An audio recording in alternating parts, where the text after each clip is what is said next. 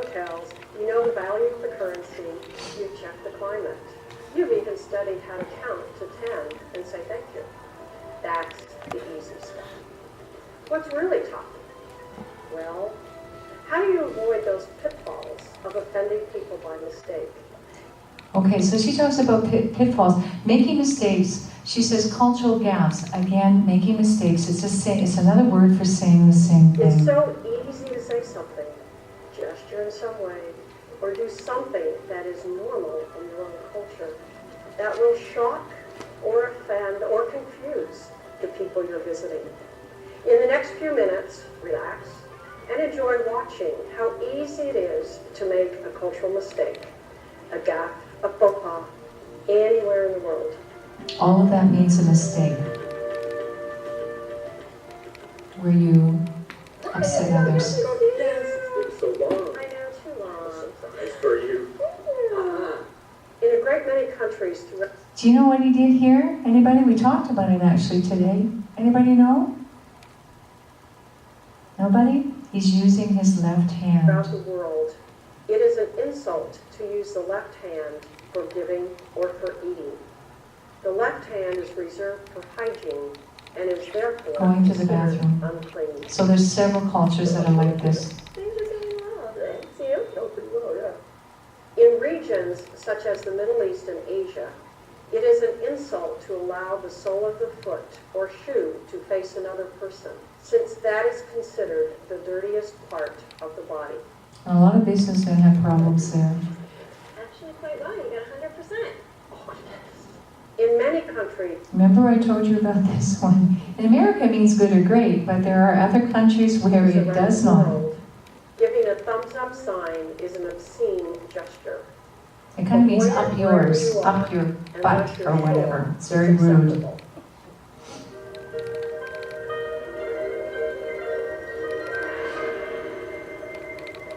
You ready to go? Almost, just a sec.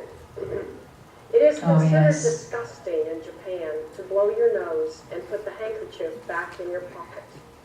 Even blowing your nose in public is frowned upon. Yes.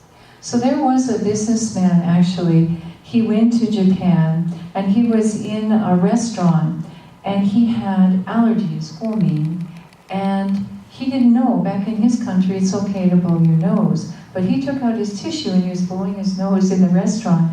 Everyone got up and went out. They left.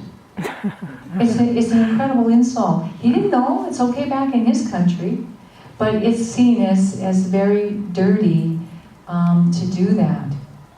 You know, in our culture, there's something that you do that we consider is very rude. You often burp, after your meal. And for us, that's really, really rude. Or when you eat your noodles, you make a lot of noise. And for us, we have a saying actually, it's like, did you grow up on a farm? You're so noisy when you eat, you sound like a pig. But this is very normal in this culture. And so people who come, I have another video to show you an example of dining etiquette. And a man going to Japan and listening to this, and he's looking like, where do these people come from? They're being so rude, like in our culture. But in Japan, it's very, very normal. If you have a runny nose, use a paper tissue and throw it away.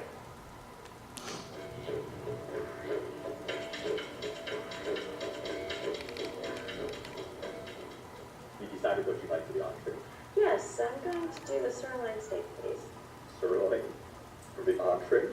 So you thought, because you spoke English, you knew all about speaking correctly in Australia.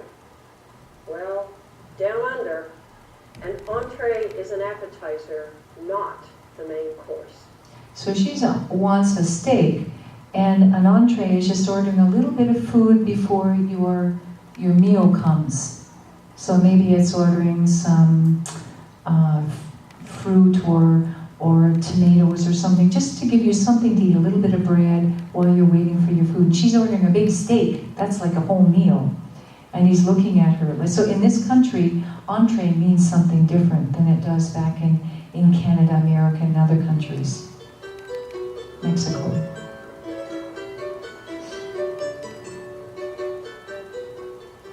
Hey, I need to talk with you ahead of the staff. Okay, personal space. Yeah, that would be fine.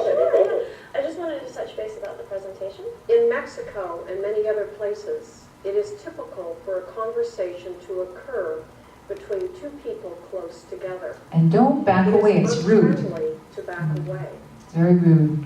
Like I was doing, it's like, I'm up against the wall. I was like, go away. So hot outside, you have to watch.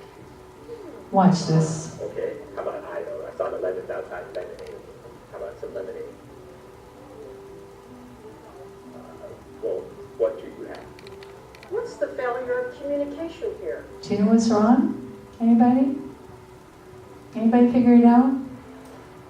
Remember I told you in some cultures that this means yes and this means no? So that's what's happening here. In Bulgaria, a shake of the head means yes, and a nod means no. Who knew? This is also true in other parts of Eastern Europe and the Middle East.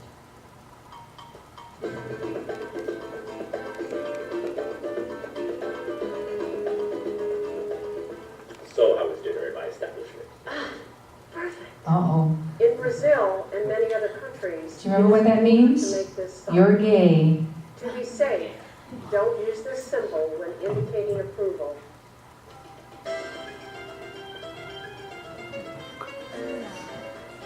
Hey, how's it going? I haven't seen you in eons.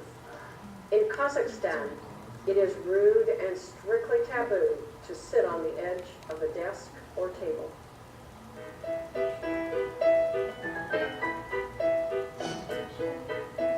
I saw you the other day over. On the bus, yeah. Yeah. Maybe I'll talk to you later. It's considered rude to chew gum while having a conversation. Better to leave the gum at home.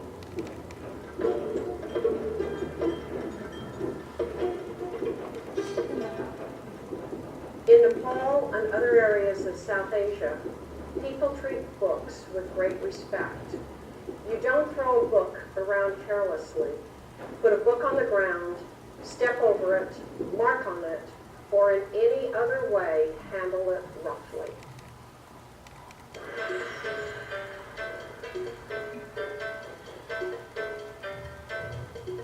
So it was really good to meet you. Thank you very much. Yeah, I enjoyed this meeting. And in fact, I have my business card for you right Oh, here. good. Okay. Yeah, thanks. Sure. And It is considered an insult. I think you know what that to one take is, right? someone's business card and put it in your back pocket. It's much safer to put it into an attaché case or your front pocket. Yeah, so I'm glad to hear that your trip was a success. I'd love to see the pictures. oh Please yeah, do. I have some. I'll probably just that. Great, yeah. And that one. We know that one. We don't. Definitely bad form to put your chopsticks anywhere but on the table or on a chopstick rest.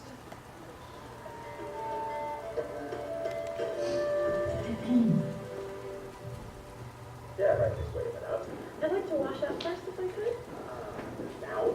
Yes, of course. I'd like to wash up before I eat. In England, washing up means to do the dishes, not to wash your hands. You're going to have dinner, but he's saying, I want to wash up. I want to wash my hands. But the meaning is she wants to go do the dishes. And he's going, now? We're supposed to be eating. So the meaning is very different. Also, for going to the bathroom, they don't say bathroom, they say water closet. Now they're starting to be more aware.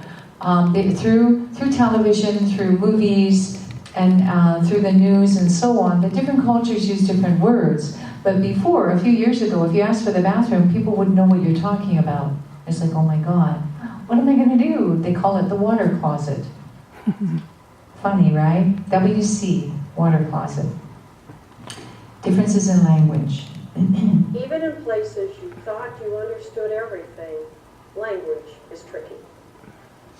So there you have it. Okay, we're going to With stop the best there. of intentions, All right, I think we're going to stop. Now, I think